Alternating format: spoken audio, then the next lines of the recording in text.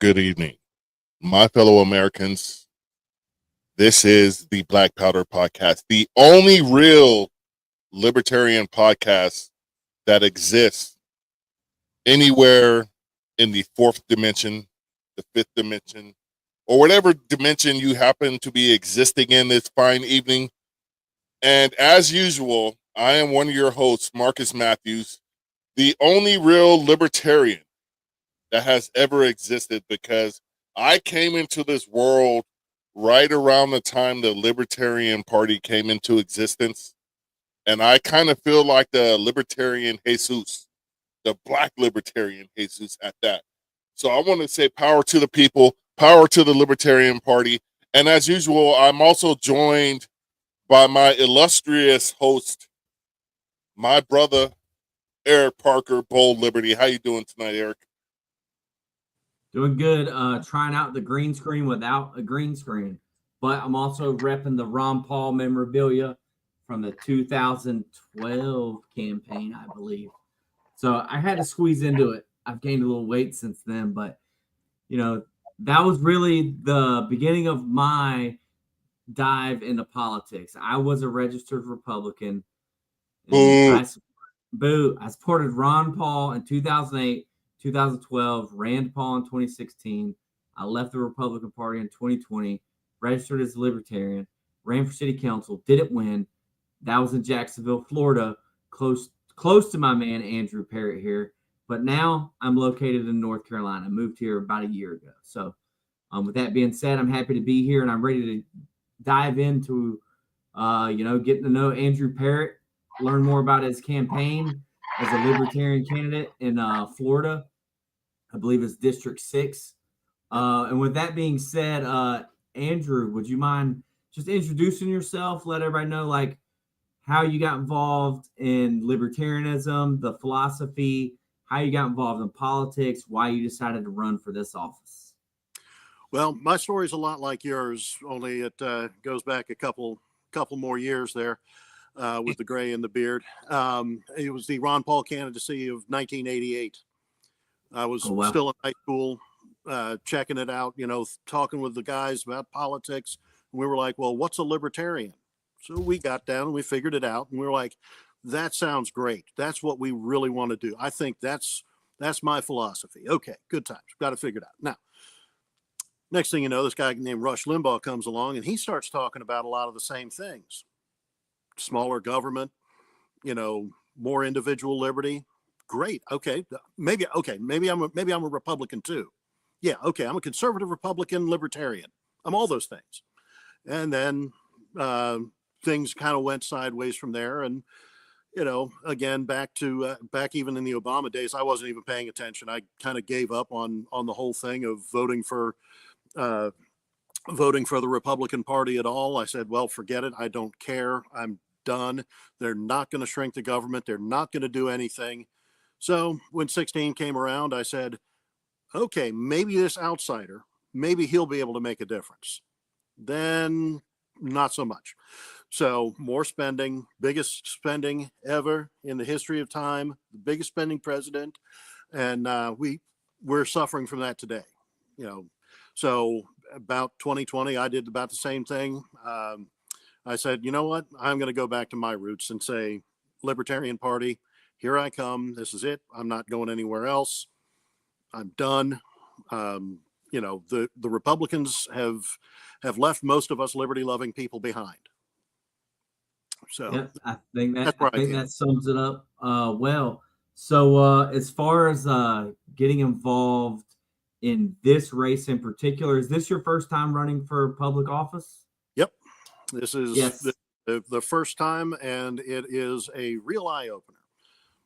So I'm having a good time with it, though. It's I would love to see a lot more federal dollars, like and multiple big PAC money coming in, but that's just not going to happen down here. When my opponent spends $2 million on Super Bowl commercials, or not Super Bowl, but inauguration commercials. He's got a little bit of a leg up on me, but I'm starting off with a plan today of anybody who's in the district if you just take a pledge and tell 10 people and have them pledge to tell 10 people. We'll spread the word faster than anything that Randy Fine is not fine, because he seems to be the one that's really standing out in this race as the front runner. So Yeah. Okay, so Go ahead. what are the key pillars of your platform that you want to tell the voters of the District 6? Well, number one is the fair tax. That is, I know libertarians, taxation is theft, but we've been 100 years into the tax system, so let's just baby step our way out of it. Get people, break that abuse cycle that we're in right now, where we have to go and file our 1040 forms every year. Get it to where April 15th is another spring day, and we can just go on and pay the national retail sales tax instead of the income tax. So that's number one. It's already on the floor of the House, and if you're outside of this area, call your Congress critters, tell them that you want HR 25 to pass. Democrat, Republican, beat them up, tell them what you want.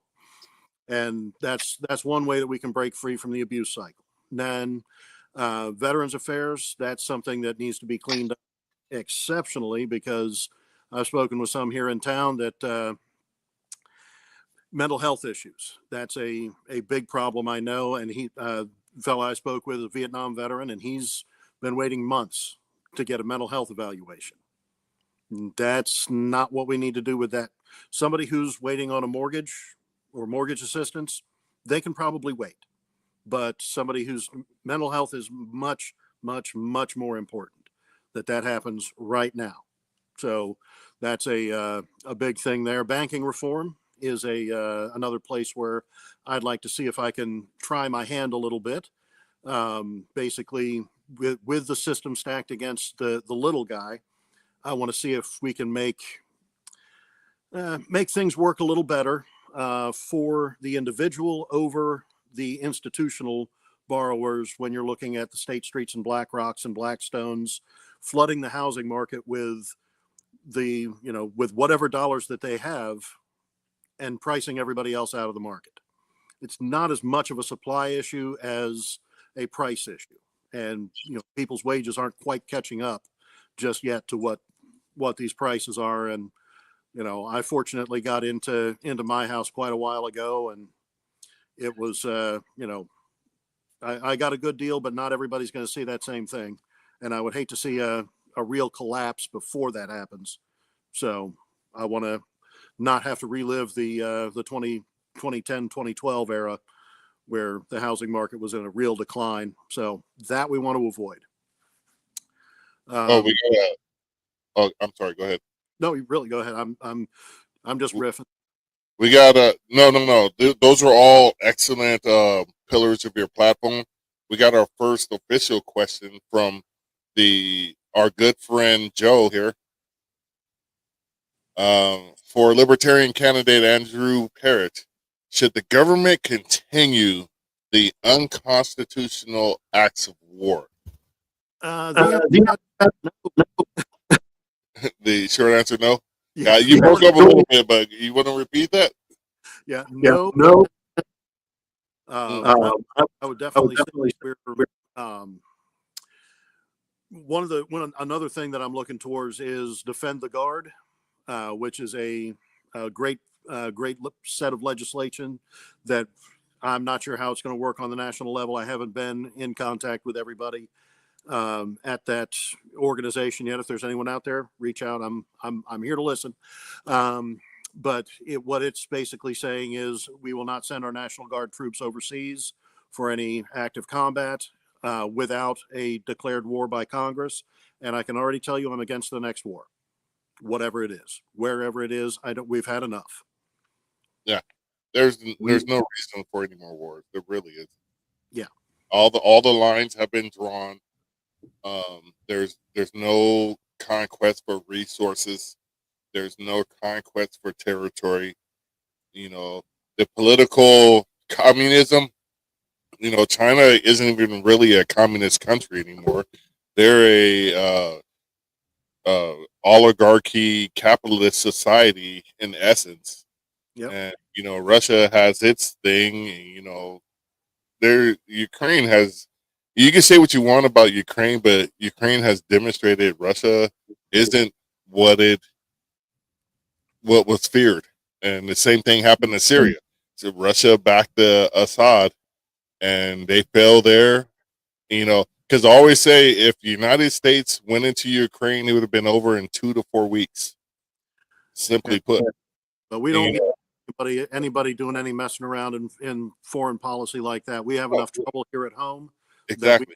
We can deal with us first. And my other thing is if we want to do anything in Gaza, yeah, I'll touch that. I'll touch that right here. It's a hot stove. I'll touch it. If we want to do anything with it, we'll go ahead and move the UN building over there, and they can have a demilitarized zone. And same thing with Ukraine, demilitarized zone between Russia and Ukraine. You share, just don't try and take. That's simple as that. So, I mean, I'm very opinionated on Gaza, so I'm gonna stop and just defer to Eric. Well, I mean, like from the libertarian standpoint, don't feel like it's our position to get involved with anything overseas. There's a lot of other area. Europe's way closer. The rest of the UN, it's time for them, or not the UN, but the rest of them, it's time for them to start toting the bag, if you will. So, let's kind of get into the politics of your race a little bit, meaning like how is your district set up? And this would be a good chance to put up the donate screen. If you get some donations tonight, are you going to be spending that type of money on like text banking? When do the polls open? Is early voting already started? All of the nitty gritty. Tell us about your race a little bit, and maybe like the makeup of your district. Is it red or blue? That sort of thing. That's a pretty solidly red district. Just in the primary election that we had a few weeks ago was over 40,000 Republicans voted and about 16 to 18,000 Democrats. So I was already on the ballot at that point because I qualified from day one. So that was one good thing about there being a small pool of libertarians. Yeah. So it's the district looks like we've got Ocala on the west side, which is where I'm from, and it goes all the way up to St. Augustine, down to Daytona Beach, and includes all of the Ocala National Forests on down to Eustis.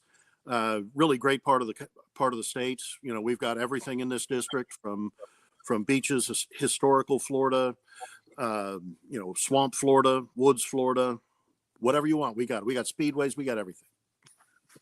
Is Delray Beach in that district?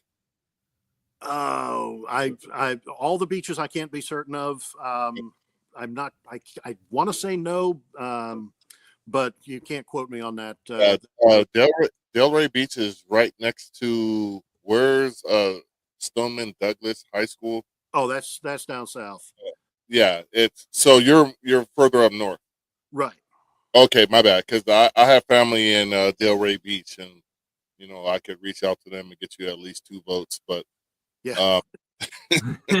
Oh, the redistricting did me dirty on that one. I got a couple that lives in my church, and that lives in the district, almost in the district, goes to my church, and they the dividing line is State Road 301, and there's this little cutout that cuts out about 6 houses.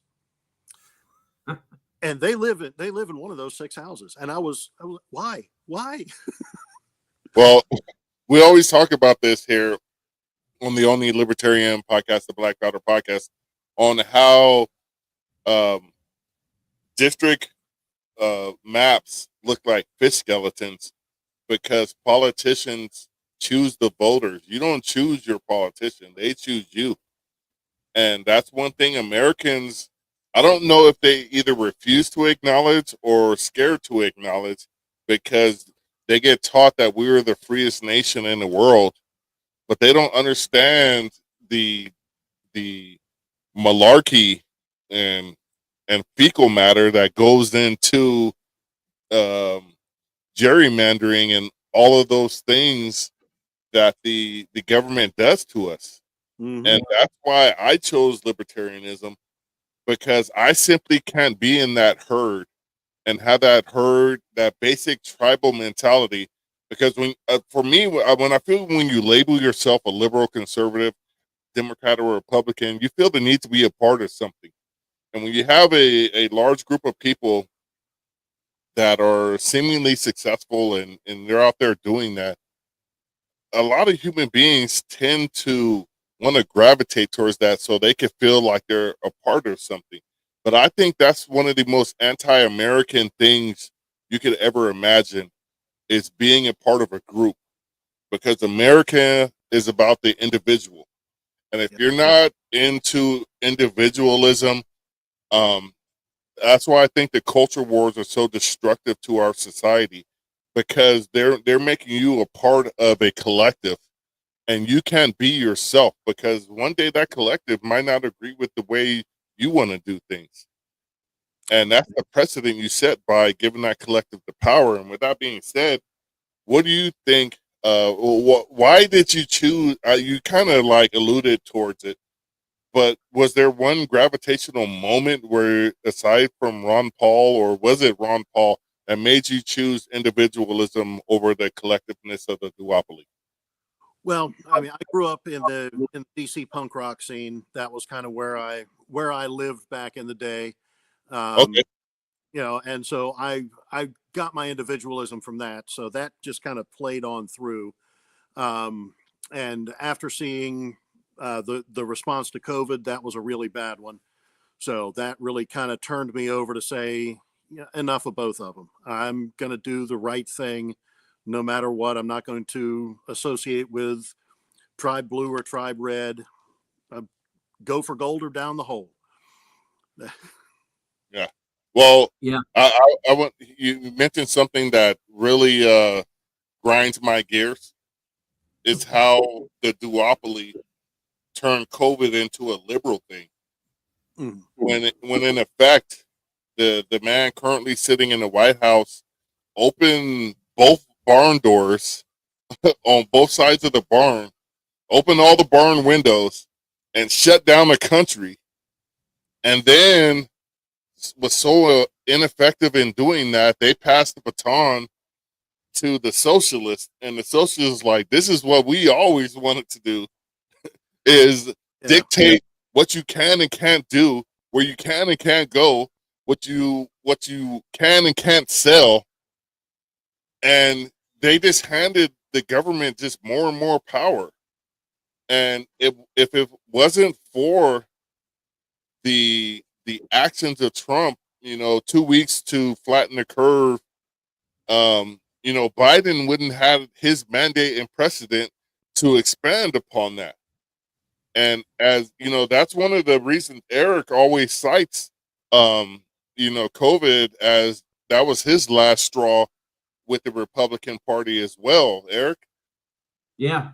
So I mean, like my background, I was working at a brewery in Jacksonville part time, and registered Republican. Like I said, I had campaigned for Ron Paul, then Rand Paul, and I basically I lived in Jacksonville, which at the time had a Republican mayor, a supermajority Republican city council. We had a Republican supermajority state legislature, a Republican governor, and for at least 60 to 90 days, this brewery was shut down and couldn't do anything except for to-go sales. Long story short, they tried staying open as long as they could, but they couldn't financially recover after COVID. They ended up closing their doors a few years later. But that's what motivated me to run for city council, because even the city council tried to pass an ordinance that would fine small businesses if they had 50 or more people on their property. So it's like we had a Republicans across the board in the state of Florida, and I don't remember the makeup in D.C., but the president was Republican at the time. I don't know if Republicans held the House and the Senate, but still, you had like your executive branch was Republican, or at least led by someone in the Republican Party, and they still, shut us down. So, what that leads me to a question I got from some Republican supporters. Speaking of the makeup of DC, would you be caucusing if you win this election with the Republicans, or would you caucus as an individual, or caucus with the Democrats, or independents? I don't know. I don't know if they're when you win it. When you win. When yeah, I win. when you win. Well, I've already been asked this question by a bunch of Republicans down here in Florida, that right in the district, and they say, will you caucus with the Freedom Caucus? And I say, in a heartbeat, if they'll take me. That's the gang I want to join if I want to join a gang. But if it requires any breaking from a very bad idea, if for some reason they all go completely nuts and decide that they want to start the next war, I'm not going to sign up for it. If they want to go invade Canada, no, we're not doing that. Drone striking Mexico City, probably not good. We're probably going to differ on that a little bit. We'll have to find a different way to deal with it. But I think that in the first Trump administration, he was trying to play nice with everybody, and just judging from what we're seeing now, he learned a lot from that. Yeah, that he did not. He's not playing around now. So his cabinet looks fairly good, even though they're mostly traditional Democrats. But that's the sad thing, that traditional Democrats look sane now. So we can say that they're almost the centrists of the world. So I'm at the point right now, we're going to let the man cook. He's doing what he's doing. If I get in there and I have the opportunity to tell him no, I'll tell him no. But if I have the opportunity to say, good job, let's keep going, and I see that path towards liberty moving, let's go. I'm right behind it. But it comes down to individual issues. That's the only way we can break the duopoly. Gotcha. Real quick, I just want to go off track for 1 second and send a message to one of our hosts here. Tub, will you please freaking log on and join the conversation and stop commenting? Just log on. Tub, let's go. Yes, I haven't seen you in a minute, so I don't want to wait till June. There you go. Wow. Oh, wow. You've been sitting there. I'm just sitting there watching the whole time. And Andrew, do you know Tub in real life? We've met a few times. We met, yes, sir. Yep. Yeah, conventions and all of that. I want to apologize to you then. He was even willing to talk to me in public. That should tell you something. That says a lot about your character. That says a lot about him, doesn't it? Yeah. If I was in District 6, I would be canvassing my neighborhood right now saying, this man is a saint.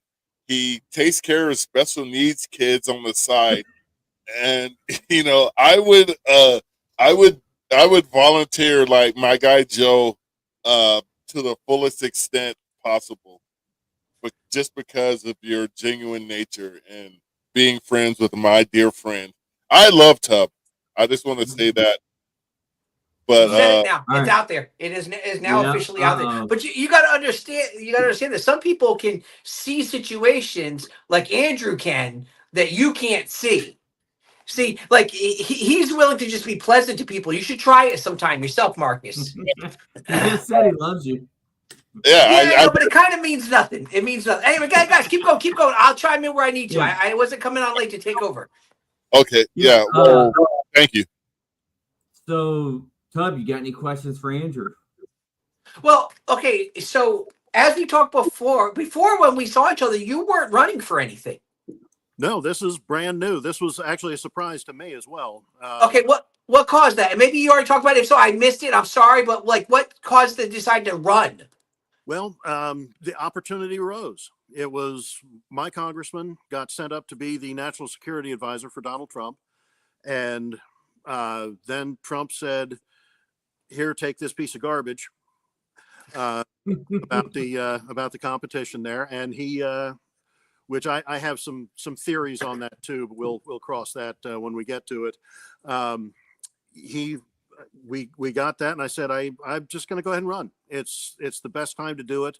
It's, you know, we didn't hear before that it was the most important election of our lifetime. So, you know, I figured it would be a good idea to, at least if I didn't get out there and win, I would at least get out there and spread the libertarian ideology a little bit further with a bigger microphone, with a better way to get out and say, you know, because we've really got, just looked at the Volusia ballots. We've got five people on there now. And that's it. You know, we're not running for president. It's just us. And in all reality, that's what had the three of us running here in town for city council. Was our big goal was, you know what, let's just get out there. We'll spread liberty a little bit. Like you said, it's the bigger microphone. We'll kind of get out. Now, it sounds like maybe we had a little more prep time than you did, though. Yeah, without a doubt. This was a bit of a surprise, and this is my first race for anything. So, I mean, I did help to organize a union drive at our old shop, but that was, again, a different story, you know, of abuses of power from, you know, private equity firms. So that was that. And I was very pleased with the way that turned out at 47%.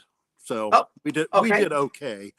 But at this point, I'm hoping for at least a win. I mean, I'm not going to take that Donald Trump 5% that he told us we're all going to get.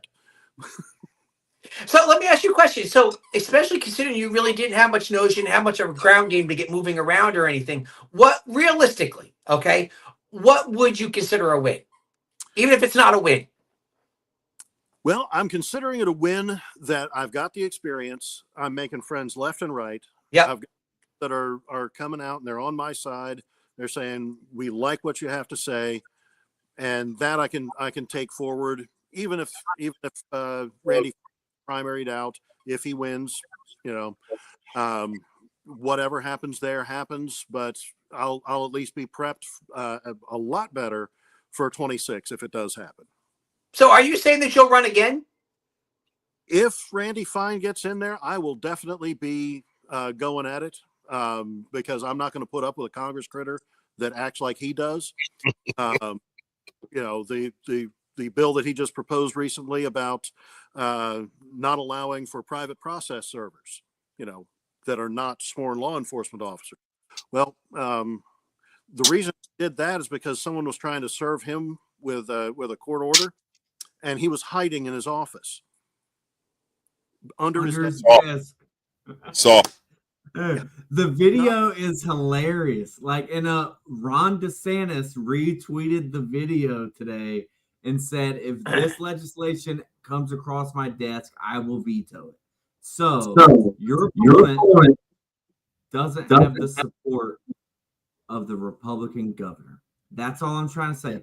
I'm not saying that's a full-on endorsement of Andrew Parrott by Ron DeSantis, but basically, it kind of is. So any Republicans watching this podcast right now, you should know your vote can be trusted with Andrew Parrott. I will not let you down.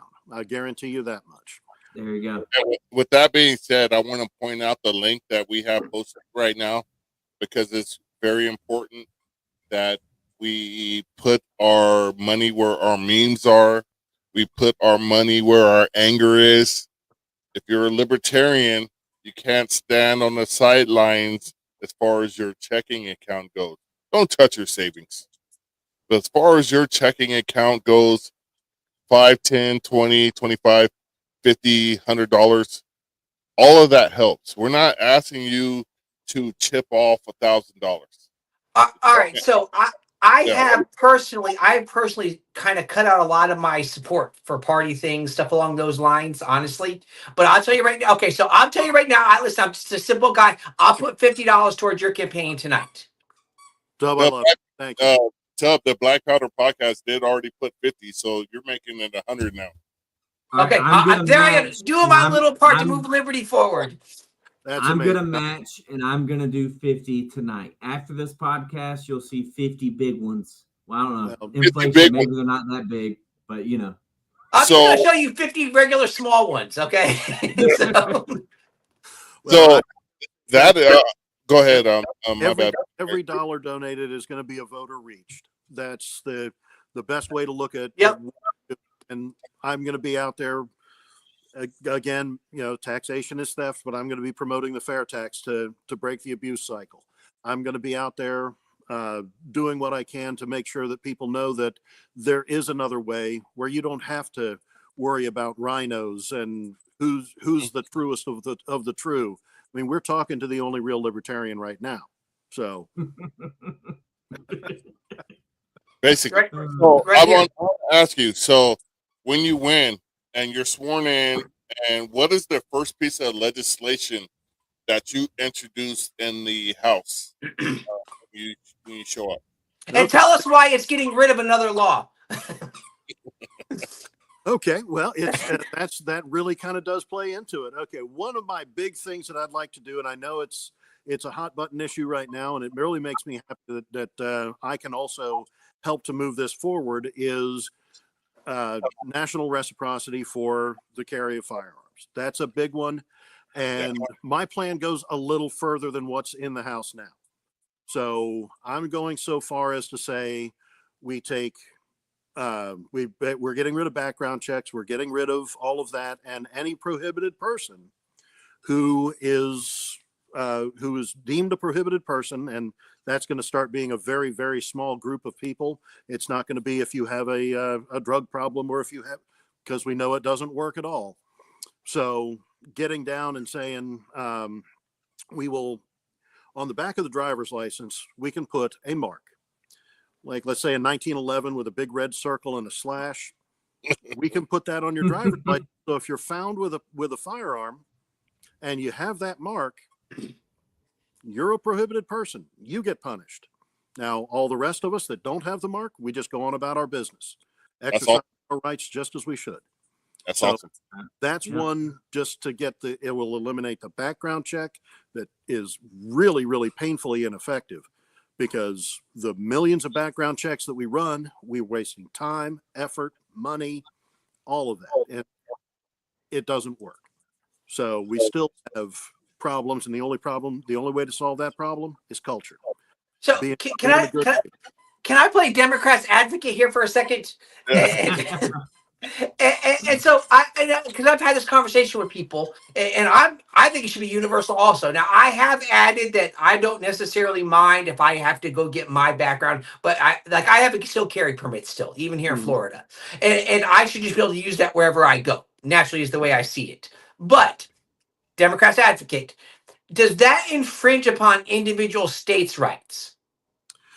Well, the thing about that is the state's right to keep and bear arms. That's a federal right. That's a human right. Right. That we have to stop the states from infringing on that right.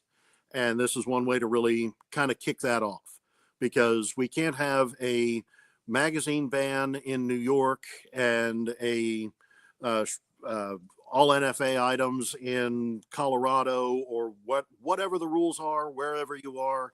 There's too many. It's too easy to get into a mess and get 10 years in prison. So we don't need any of that at all. Well, here's a classic example. I travel a lot when I go watch my son play baseball. He's played all over the country. I went to Texas, no problem. I bring my Glock 21 SF there. I'm ready to go. I travel to Wisconsin, no problem. Bring my Glock 21 SF there. I can't bring my Glock 21 SF to New York because I don't have a pistol permit.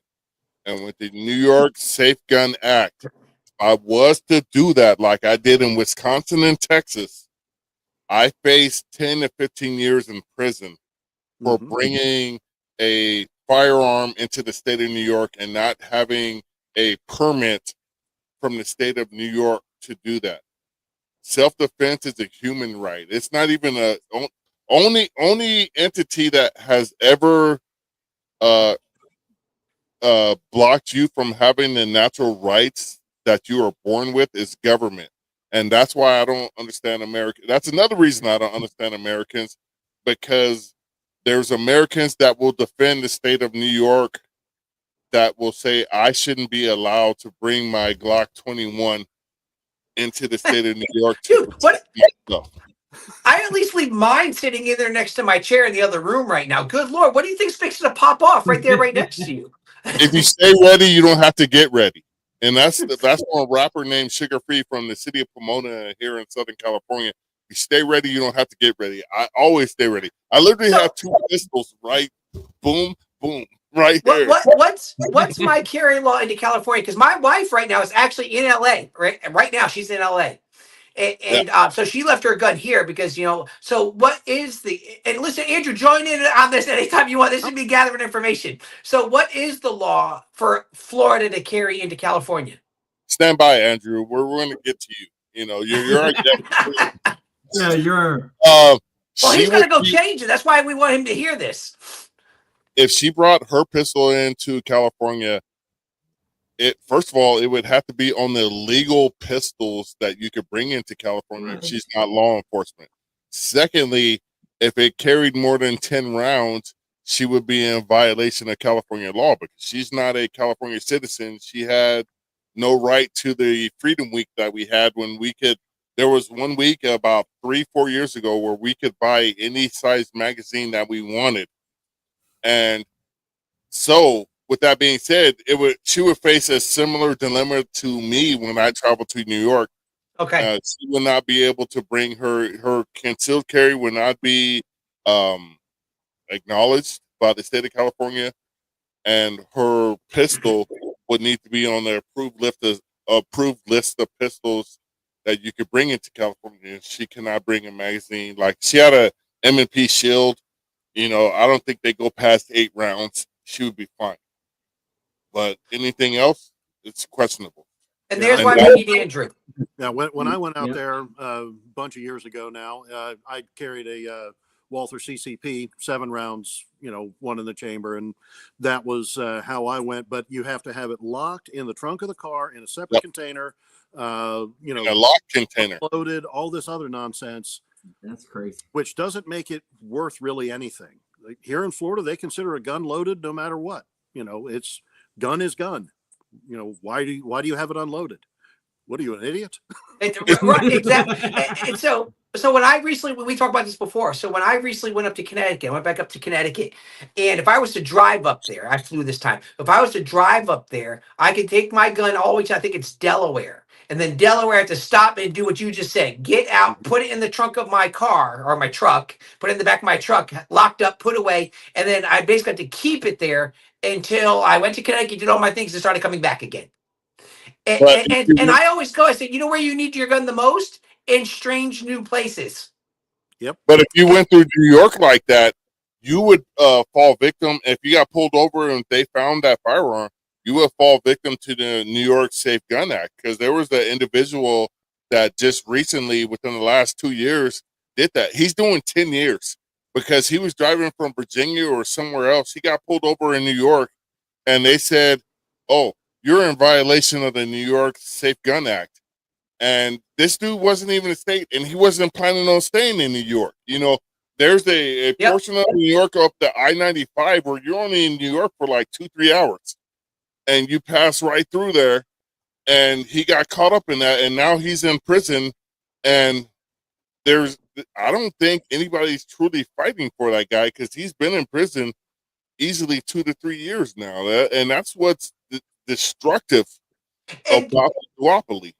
And that's why there should be some level of, like what Andrew's saying, there should be some level of universality in it. And that, especially if you're just passing through, if you're like, hey, listen, I understand New York has certain laws, but I'm just going through. I should be allowed to just go through. Right. You know what I'm saying? And especially if there was no crime committed other than just driving through the state. Yeah, and that's something that's just beyond the pale, really. We need to fix that, and fix it quick. There's some universality to some enumerated rights, especially. That's what the Constitution's there for, not to tell us what we're allowed to do, but to tell the government what they can't do. Can't do. That's the answer to it all. just getting rid of, I'm going to go up there. My campaign icon is a monkey wrench. I can either fix things or say that sure is a nice political machine you got there.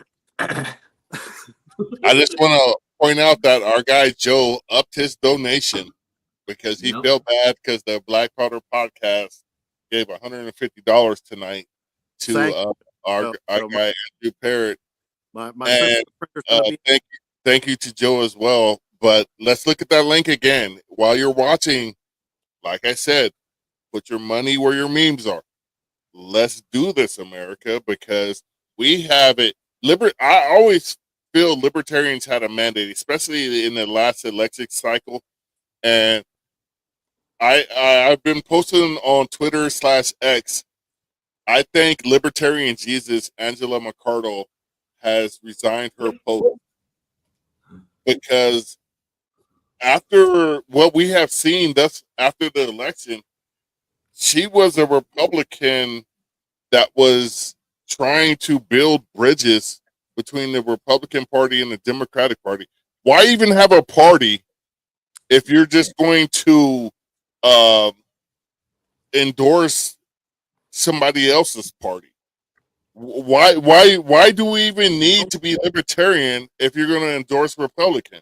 We're not them. And if you want to be them, be them. What I think she was trying to do, and I kind of agree to this to a point, that if we can move the needle in either party, if we can say, hey, we're here, we're valuable, I don't care how I get out of prison. If I tunnel out, with the Democrats, or I get picked up with a helicopter out of the yard by the Republicans, I don't care. If we move the needle in either one of those parties toward liberty, we're doing better. If we force people to say, that's not how we do things around here, we're not doing that anymore.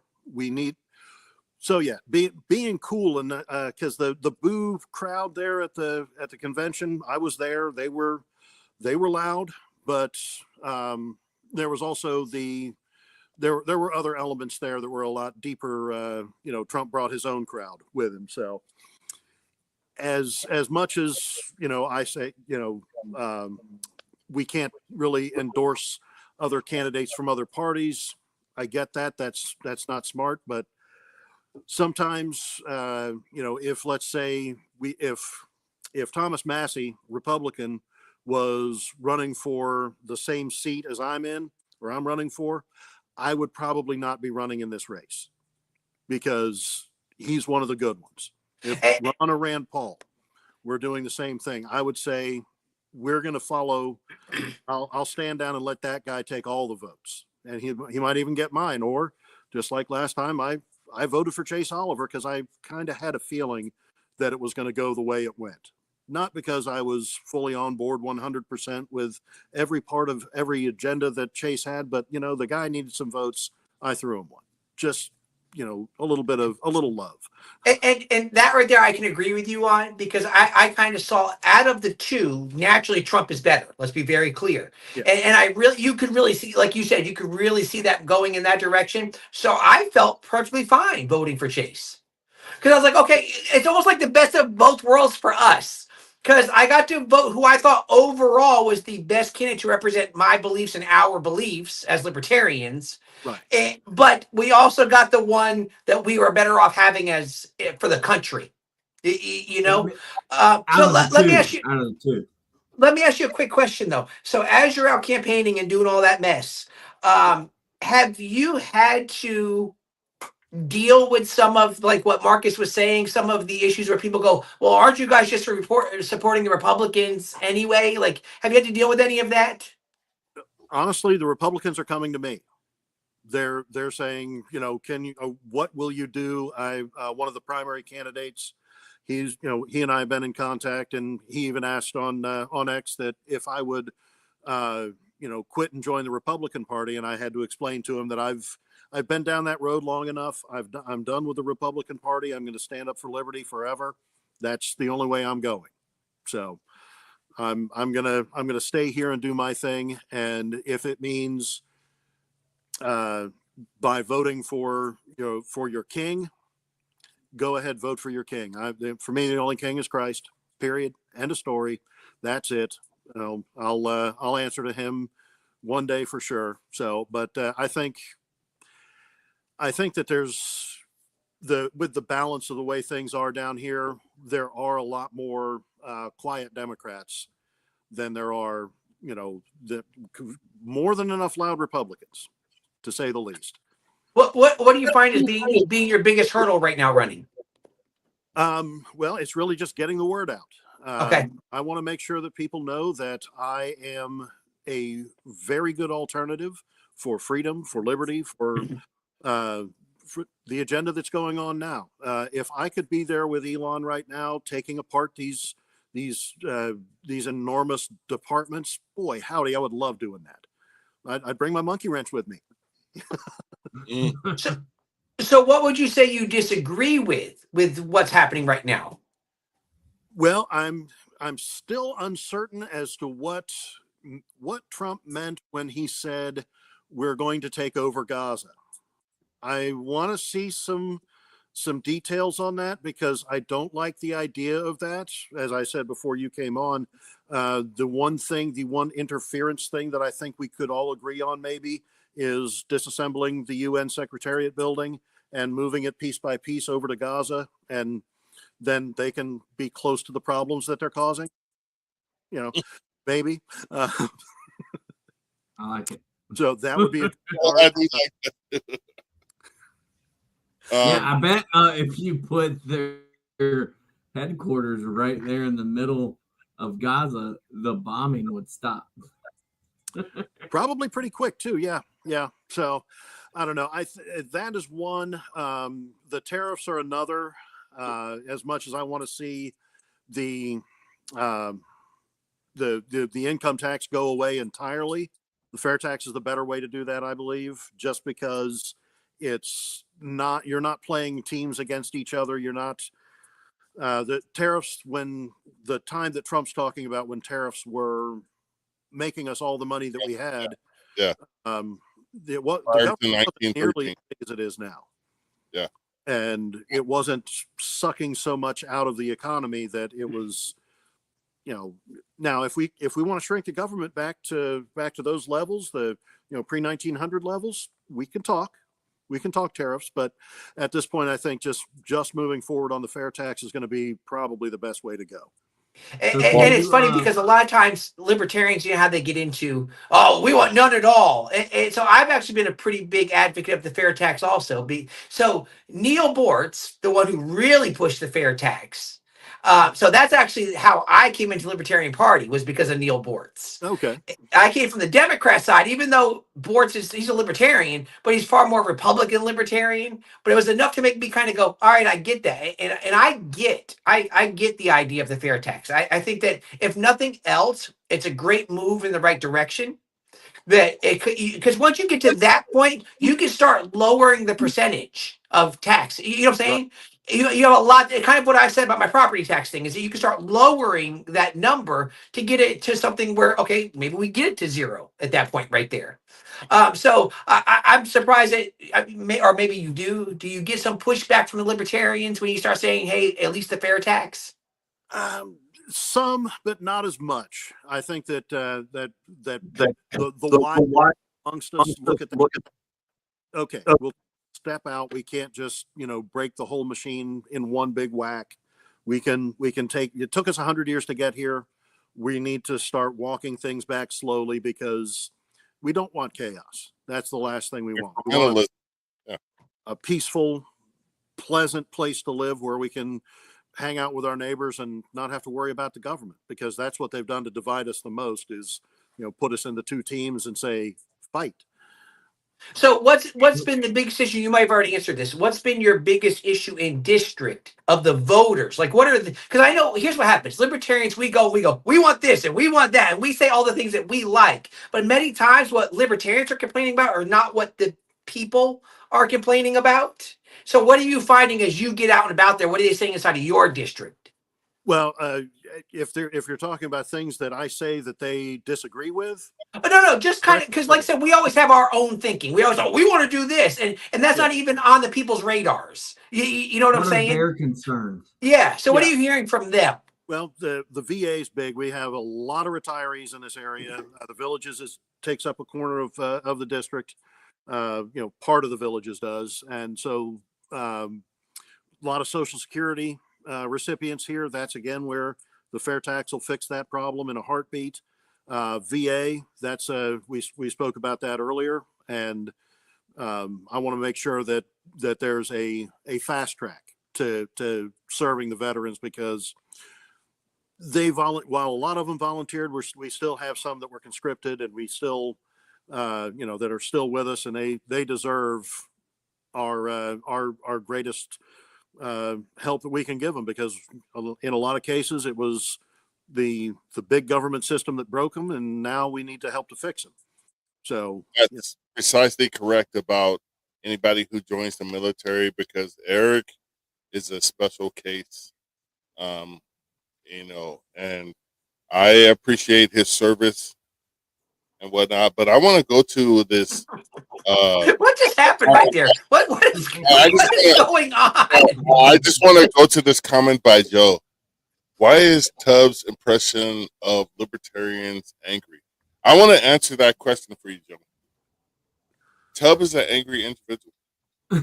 He doesn't understand basic civility, in a sense that there's two things bring out the angry in me, maybe three. Horrible preaching, bad theology will get me every time. Okay. Libertarians and you, Marcus, and you. And I separate you from libertarians because you're not really one. You're like a California Republican kind of morphing thing. So it's those three things will get me. That's funny. I want to. Can I interject real quick? I want to give it a try. You started, so you're not really interjecting. You're continuing, is what you're doing. What kind of ethnicity is Parrott as a last name? First of all, I want to. What are you, French, or what is Right. What is Parrott? The families were Scots Irish, German American, Native American, that is. And just your basic all-American mutts. I've got a relative on my dad's side that was a signer of the Declaration of Independence. He's one of the two that's not on the back of the $2 bill. Yeah. So that's my first thing, because I've never met an American whose last name was named after a tropical bird. But secondly, I want to say that before I go any further, that Tubb is one of my dearest friends ever. I love this gentleman to no end. No, I'm not. Marcus Matthews, the only real libertarian, is a huge Tubb fan. He is one of my favorite people in the entire world. And for you to have, I've yet to meet Tubb face to face. I want to assume he's short and angry, because I'm 5'11" and angry. I'm 6'5", so 5'11" is short to me. But all three of you were at the national convention. Oh, yeah, so the real libertarian wasn't there, but the rest of us were? Yeah. Because it wasn't what's about your anklet? Would it let you leave California? No, it wasn't. Stop with the racist criminal diatribe against my ethnicity. I want to say that wasn't a real libertarian convention, because you had a vegan and Vivek Ramaswamy talking to you guys. Eric kind of dissed me when I said I'm not taking any advice from a GD vegan, and he tried to say I don't eat pork or some crap like that. Screw you, guy. But you guys are. How about we get back? I want to get back to my original point of this tirade that I'm going off on. What was your impression, Andrew, of the National Libertarian Convention in Washington D.C. in 2024? What did you get on the plane going home and saying to yourself? Well, can I be brutally honest? Yeah, brutally honest. If that little from Texas shows up again, I'm tying him to a chair. We're going to get through business, and not all the point of order and all of the little. I've got my clipboard full. We're getting down to business. We're going to fix everything. It's going to go smooth. Hold on. Who's the little guy from Texas? Some little sucker that kept going to the microphone, bald glasses. He was always on the right-hand mic, from where we were in Florida. Oh, right, where we were, right? Yeah, and he was on the right-hand side, and he got very angry at a few points, and he was at the microphone constantly. And his purpose there seemed to be to slow business down so we couldn't get anything accomplished. So I consider that an act of aggression, and I'll consider it an act of self-defense if I tie him to a chair. Fair enough. Maybe he's listening. Maybe he'll get the point. Fair enough. Listen, that's pretty good, though. If that's your biggest takeaway of something negative for that convention, well, listen, I guess I was just watching other things going on. No, the voting was great. I think it worked out as well as it could have. We got who we voted for, and that's the way it works. So I was originally more of a Mike Tremont voter, but as things pared down, I started going, we'll vote for the next guy, and eventually the coalition was made. And that's what we went with. So, none of the above always being an option, but some of us were convinced that if we go the none of the above route and don't run anybody, that'll lead to ballot access issues in states where that's an issue. So we said, okay, we'll just go ahead with the coalition. So you're actually following up Chase, because Chase was here last week, right? We had. So I liked Chase last. Chase, it was like dark Chase, because he was like kind of mad, and I appreciate that, because I saw Stump Chase twice out here in beautiful Southern California. I hung out with him a couple times, and he spoke to libertarians in a libertarian sense, and all I got from the social media people was like, oh, he's gay, he's blah, blah, blah. I was like, bro, if you're really concerned about people, what they do behind their closed doors, and you're about to vote for the dude who raw dogged 2 porn stars, I'm not really, your opinion really doesn't matter to me, dude. Wait. You just became at least 2,500 people. That's who you voted for. So, that's a I like Chase too. I met him at the Florida convention, the last Florida convention, and he was a great guy. Sat down, had dinner with him. It was great. Nice guy, through and through libertarian. And, that's one of those things that, another reason that I am where I am too is being from the DC punk scene. I was the skinny nerdy kid that didn't really fit in anywhere else, and found a group that took me in. So there were a lot of places where we hung around, like DuPont Circle, which is also a very gay area of DC. Just south of where the convention was. I went down and hung out in my old stomping grounds just to see what the old clubs looked like. And, we had our punk nights, but I wasn't there for anyway, but knowing, hey, be careful. You're still a candidate. Be careful what you say. Yeah. Knowing the people, meeting people individually, my neighbors right now, gay married couple, that doesn't matter.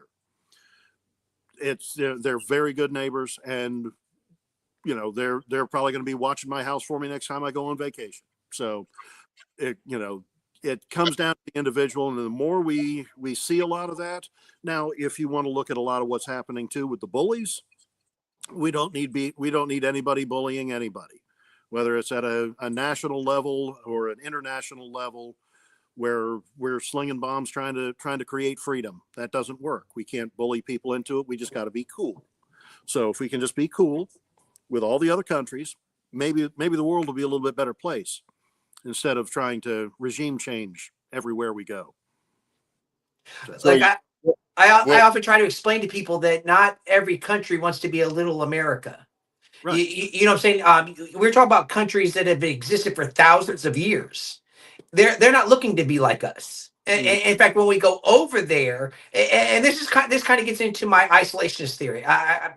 Listen, there's a certain level where I go, you know what? Why don't we just mind our own? Why don't we just take care of what directly affects us and kind of let them do what they want to do? Because we think helping them is making them like us. And they see that as the bigger problem. They don't want to be like us. Yeah. I mean, when you look at it, Americans have this self-inflated sense of worth. And when you look at the national stage, I think the greatest thing that any other country could fear is hearing the Americans are coming. Because that's 24 to 48 hours away, especially people who are what you would call the adversary of America. And if you look at our current modern day politics, probably starting from 1980 when the Soviets invaded Afghanistan, Iraq, and started the war with Iran, the geo-global politics of the things was and is, we don't want the Americans to come to us. We don't want to be on the bad side of Americans. And those are the World War II generation. Their influence is, if it's not over, it's waning. And now you see a more 21st century global dynamic on geopolitical influences, and America doesn't have a strong standing in that how you perceive that as far as around the world. And that's just the basic fact of the matter, because America is seen as drone bombing weddings to kill one person, and you end up killing 25 to 30 people that had no intention on ever attacking America. Yeah, and that's where we get terrorist death. If you've got 10 terrorists and you kill 2, how many do you have? 30. You did. Yeah. You have 30 terrorists now because you killed somebody's family member, and now they hate you as well. I don't know if the CIA is listening, but hello, maybe you should listen. Yes, they are. I like to think they are. As well. Marcus is part of the CIA, so of course they're listening. Well, we got our handlers. Been approved. I'm going to go ahead and file a Freedom of Information Act request and see if I can take a look at my file at the FBI. Oh yeah, we just got a new FBI director today, Kaz Patel. Maybe he'll be friendly to us. Man, there's a lot of curry in DC lately. I'm just saying. That is a lot of curry. He's so Andrew, you should just leave now. It's not going to get better. You should dip out and not be associated with this. We're definitely. I like curry. We ordered Indian a couple days ago. For Valentine's. So your support of Cash Patel is, I like curry. So maybe we can sit down and eat. To be fair, would say at least black people is black relatives now. So I mean, my wife ordered for Valentine's. We had Indian food delivered. So and so because of that, that's how you support Cash Patel. Yep. Fair enough. That's all I know. I like their cuisine. He sounds good to me. Well, right?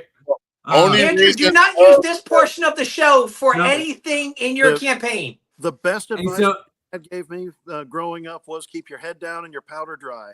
And well, the only reason Tub likes me is because he has black people in his family now.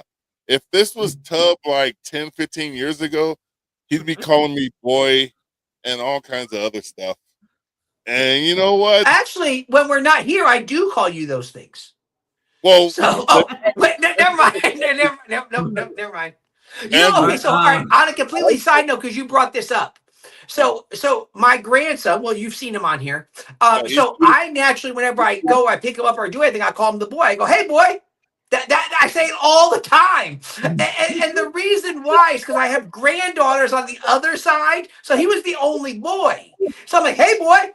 But you, okay, so I got the little brown kid. And you got the white guy coming to pick him up going, hey, boy. At some point, it's going to go sideways.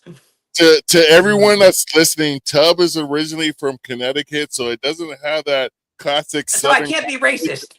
He can't be racist. I can't be racist. I'm from Connecticut. And Andrew, I want you to embrace the controversy, because that's where I think politicians fail in many aspects of the duopoly, is they fail to embrace the true authentic nature of Americans, because this podcast is a microcosm. Is that the right word? Yeah, you're right. Yep. Keep going. Microcosm of America. Me being the superior black man, bringing these two non-melanated people into my fold and making and elevating them. At I'm best, actually lifting up. What Marcus is trying at to best, say you are is the much like- equivalent black man. I'm lifting these two people up to my mighty loss. I think what Marcus is trying to say is, if you look at, who built America. Me. Exactly. It was Marcus in this With your podcast. strong America back. didn't start. It's 6'5" strong back. Strong back. 235 pounds. Well, we've surpassed 1 hour here. Are there any major? So I know you said your number one bill, real quick, and that's not my last question. Number one bill is reciprocity. So a good law, but a new law, kind of, I guess. Yeah. What's the first law you want to repeal, or agency you want to abolish?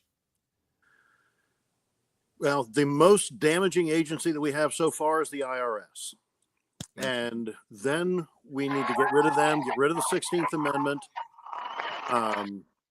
Thank you. And then go on to then we start working on the DOJ.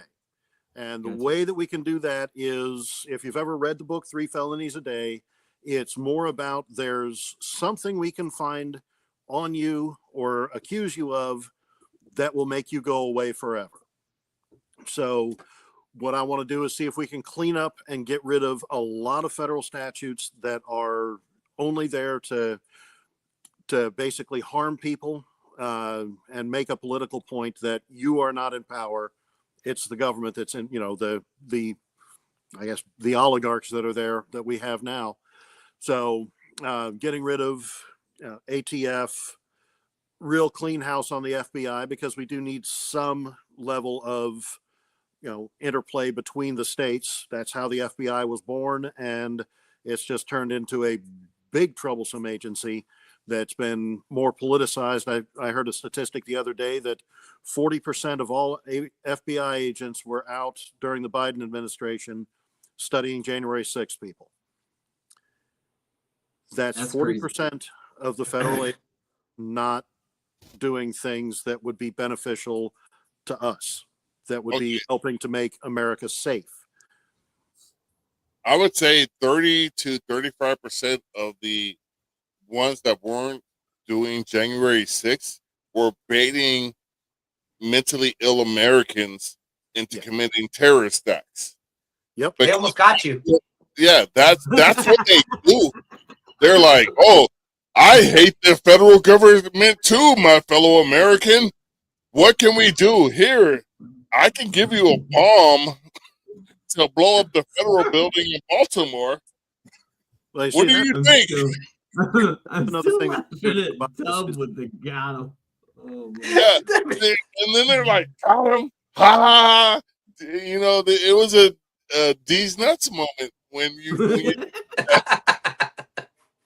Andrew, you should have left 5 minutes ago. Should have left. All right, this is where we go off the rails. All right,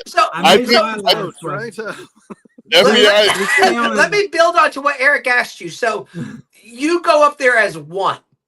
Mm-hmm. So that's part of the issue. Now, you go up there as one of 435. So who do you get rid of the known allies, like the ones we all would we got Thomas Massey, we're good with him. Who would you go, who is an ally that you go, hey, wait a minute, I believe I could work with this person and get some stuff done? Well, my neighbor right down here, Daniel Webster, I get emails from him.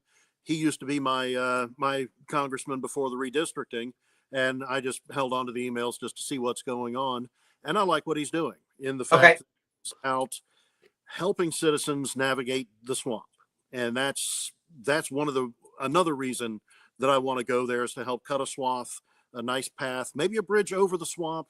Don't care how we get to the other side, but let's clean the place up a little bit, and being able to help the people that are voting for me, and even the ones that didn't, help all those people get through all the troubles of whatever the federal government has put upon them. You know, whether it be a Social Security issue, Justice Department, IRS, Veterans Administration, bring it. Department of Education, I'll help out with anything. Okay, so as we start to wrap this up, how can people contribute, contact you, and what do you want in your closing remarks? What do you want to say to people on why they should vote to you? So that's a multifaceted aspect, but go ahead. Well, I can be found at the address on the bottom of the screen. You'll see a brief little bit of issues on there. Also, if you do /issues instead of donate, homepage is pretty choice too. I'll tell you why you should vote for a libertarian. That's a good start. I'm going to go to DC, not to serve the Republicans, not to serve the Democrats, not to serve the donor class. The only people I'm going to serve are the people in the 6th District of Florida. That's the job. So I will go up there, represent what they want. They'll have a direct line to my office and an open door anytime. Unlike the one that the Republicans want to send, that's not going to work. You know, and we don't want to send another Democrat to caucus with all the other Democrats and vote in lockstep. I'm there to be independent as I can possibly be, voting in favor of all the things that people in Central Florida need. You know, better banking, better housing, better schools. You know, with the fact that we send our money to the Department of Education just to have it sent back, that's wasteful. That's got to go. The Department of Education can easily be a statistics recording organization that just watches how well we do and reports to the president, and he tells the state of Florida, good job, and he tells California, you got a few things to work on. Hey. For real. How about they start with the state of Mississippi? And don't come over here. Why you hating on Mississippi? Mississippi is literally the worst state in every aspect. I said he doesn't have many options of people he can pick on. He's in California. True. And Mississippi would be the worst. You know, my people's from Alabama, which is reverse Mississippi. This is Andrew Parrott's closing statement. Something like that. Yeah. Yeah. Anyway, in closing, that the thing that people can do to help out is to donate. That's going to go a great long way, because every dollar is a voter reached, and I can put that to good use to make sure that everybody knows what they're in for when I get to Washington, and that we can do this. We don't have to be enemies. We can get along. We can disagree, but we can also work together to go forward. And that's where I'd really like to see us going. And instead of at each other's throats just because of what some clown in Washington told us to say. So. All the labels, all the BS labels, we don't need that anymore, America. Right. We can get along because we have more in common than we don't. I don't have much in common because I like seasoned food. And Tub doesn't. You get along with Cash Patel. But I want Stub to enjoy his work. I just caught on what you said there, Eric. And then Eric, he enjoys pig products, and I don't. Hey, but we listen, smoking meat. Listen, you can't have America without Eric. You can't have America without somewhere. Yeah. If I run for Congress, that's going to be my campaign speech. Thank you very much, Mr. Parrott, for coming on And this was, I want to express something to the voters. This was unfortunately, we had a guest flake on us, and this was a last minute thing. And we reached out to Mr. Parrott, and he was more than willing to come and talk to us. And that's why you need to vote for somebody like that, because anybody who's willing to take time out of their schedule to talk to the American people, that's somebody you need to think about voting for, because that's the principles that they represent. And so I want to thank you very much for doing this on, what was it, 2-3 days notice? Something like that. Yeah, that's awesome, dude. You know, I will never forget you. I know Eric and never had a podcast, except me. So if there's any others out there that are looking for a cheap guest, I'm right here. You know what? This is the only real libertarian podcast. I'm going to thank my hosts, because we're not anything here. We're all equal hosts. My guy Tub, I love this dude. This dude, that's enough. He's right here in my heart. So thank you, Tub, for jumping in and representing Jacksonville, Florida. Thank you, Eric. You're right here as well, for jumping in and representing whatever part of North Kakalaki, because I completely forget where you actually live. Middle of the state. Yeah, middle of the state.